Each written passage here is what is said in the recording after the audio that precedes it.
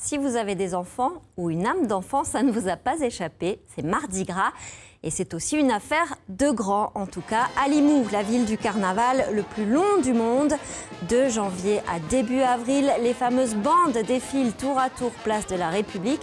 Alors avant d'aller y retrouver Guillaume Laniel, le fondateur et le directeur artistique de l'Institut des Arts du Masque, Stéphane Ratineau et François Jobard vous emmènent visiter ce tout nouveau lieu, quasi unique en Europe. Regardez. Pour le premier jour d'ouverture de ce lieu unique, les carnavaliers historiques de la cité ont rendu hommage à l'un des leurs, Émile Taillefer. Ce Limouxin, très attaché à la pureté stylistique des fécosses, a réuni au long de sa vie des centaines de masques de carnaval. Ils sont exposés dans une jolie scénographie. Il aimait le carnaval, je crois qu'il nous a donné sa passion à moi et à mes enfants. Voilà, et j'espère qu'on va la perpétuer et qu'on restera dans les règles que Louis souhaitait perpétuer. Émile, c'était quelqu'un qui adorait, qui était pour la tradition au fond. Il fallait pas se démasquer, il fallait avoir les gestes amples, il fallait pas sauter. L'ancien palais de justice abrite désormais l'Institut du Masque, un espace comme un carrefour offert à la diversité de la création humaine et de ses traditions.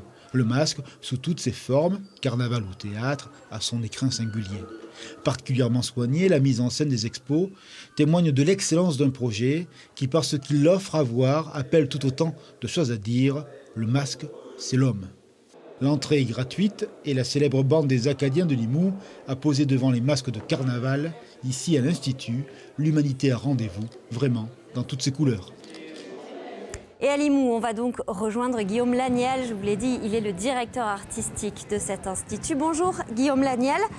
Oui, bonjour, merci. Dites-moi, quelle est la pièce la plus ancienne ou la plus remarquable du fond de cet institut ? Mais écoutez, il y a aujourd'hui des centaines de masques, bien sûr, à l'Institut des Arts du Masque de Limoux, dans le cadre du Carnaval de Limoux. Les masques, il y en a bien sûr certains qui sont plus anciens que d'autres, mais je crois qu'aujourd'hui, la pièce la plus ancienne m'a été portée très récemment par le président Louis, l'un des présidents du Carnaval. Il est un costume ancien des Pierrots, noir et blanc, qui daterait à peu près des années 1920, donc dans un lin ancien, des costumes qui le plus souvent ont certainement disparu. Et c'est tout à fait remarquable, en contraste avec la féerie des couleurs d'aujourd'hui, de découvrir l'antique costume du carnaval de Limoux autrefois. Donc ça veut dire que c'était des costumes auparavant qui étaient beaucoup moins apprêtés, beaucoup moins colorés qu'aujourd'hui. Ça veut dire que les costumes de carnaval évoluent, ça n'est pas figé ?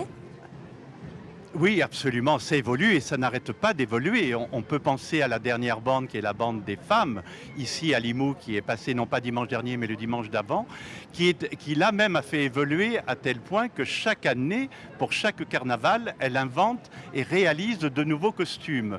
Et là, on sent bien que les influences extrêmement soignées, extrêmement méticuleuses du carnaval de Venise, par exemple, influencent bien entendu, comme dans toute société, un carnaval a besoin d'être en prise avec son temps pour évoluer tout en gardant les codes de sa tradition et c'est très important. Oui, parce que chaque bande à Limoux a ses propres costumes qui sont reconnaissables entre mille. On ne peut pas les confondre.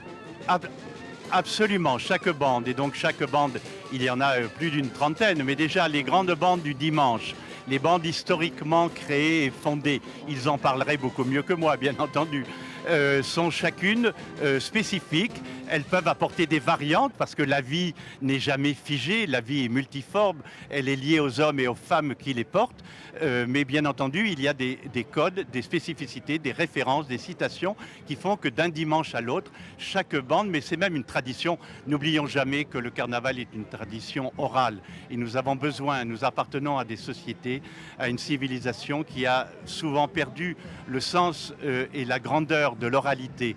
Un carnaval se transmet d'une petite fille à son père, à son grand-père, à sa mère, à son arrière-grand-mère, à sa corporation, à son quartier. Et c'est ce qui fait, je pense, véritablement la grandeur, l'élégance, la puissance aussi, et véritablement le sens que nous appartenons à une humanité commune. Partout dans le monde, il n'y a non pas d'écart. Oui, On a bien compris, je vous remercie beaucoup. En tout cas, ça donne envie d'aller au carnaval de Limoux. Entendu. Merci beaucoup, merci Merci mille Guillaume fois. Laniel. Merci.